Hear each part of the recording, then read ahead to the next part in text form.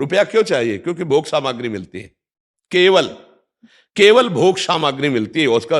नहीं तो अभी जैसे पीछे 2000 रुपया बंद हो चुके हैं ना, अब आपको एक कमरा भर के 2000 रुपया दिए जाए, आप सुखी हो जाओगे क्या? क्योंकि चल लेते नहीं।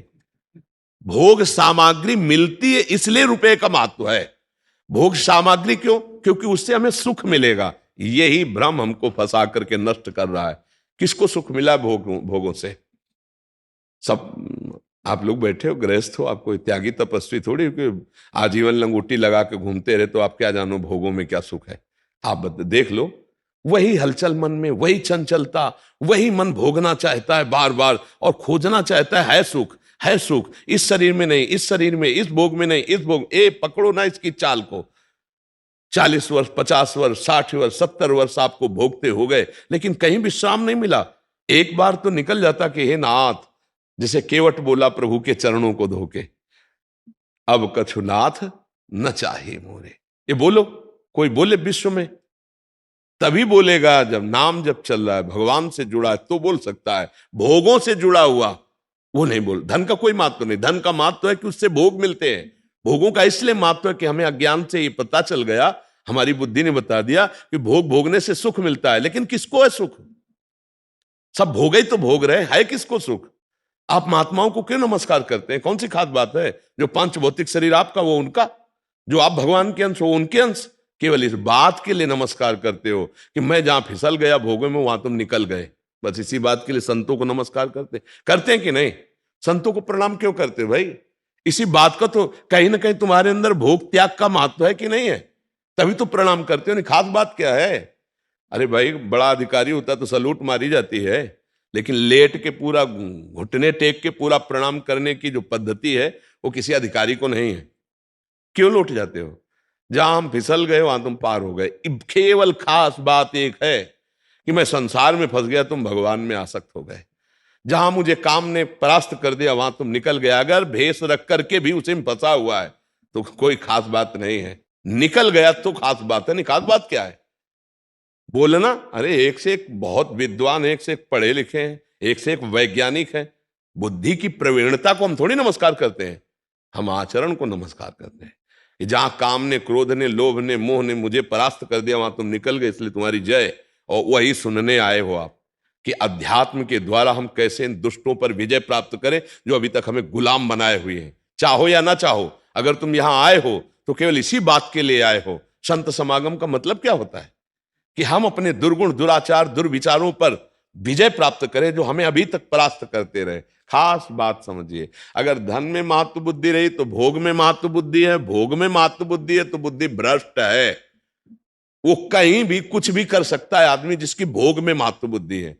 यार मैं नहीं चाहता था पर जबरदस्ती मुझसे ऐसा लगता किसी ने करा दिया।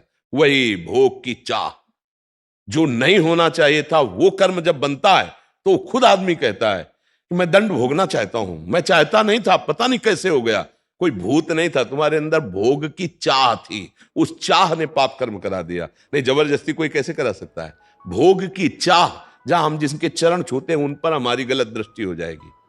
भोग की चाह, इसी को मिटाने के लिए अध्यात्म है।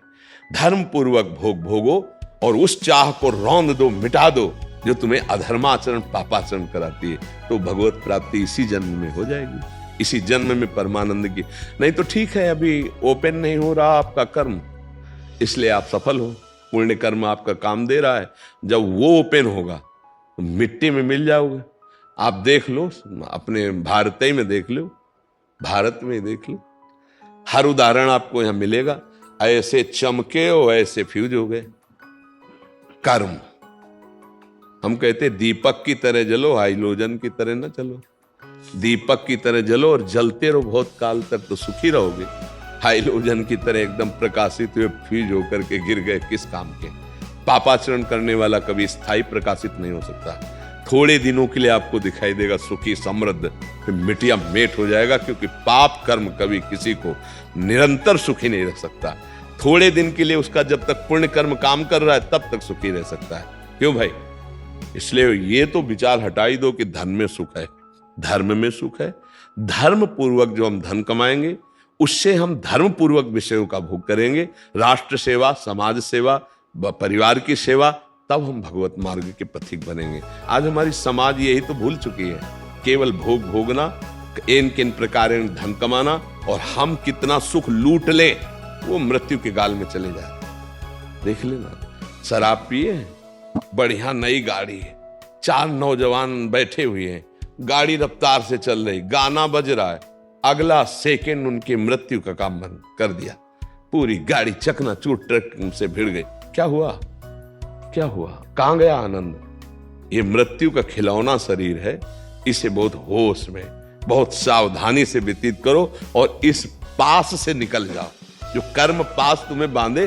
पर ये बात अध्यात्म की सिवा और जान ही नहीं सकते। ऐसा लगता है संसार सत्य है, सब मर रहे लेकिन मैं नहीं मरूंगा, मैं ऐसी व्यवस्था कर लूं, ऐसा विचार नहीं चलता रहता अंदर। यही माया का है, अध्यात्म सुधार करता है। इसलिए हमारी सबसे प्रार्थना है, नशा मत करो, ऐसे कोई आचरण मत करो जो पापाचरण कहे जाते हैं, और नाम जप करो और धर्म से धन कमाओ। धन कमाना बुरा नहीं, धर्म से कमाओ। धर्म, आज बच्चा अधर्म का बहुत बड़ा बोलबाला हो रहा है। रुपया है, 1000 दोष कर लो, मुक्त रहोगे तुम। कब तक? जब तक वो कर्म का सही न्यायाधीश दंड नहीं दे रहा।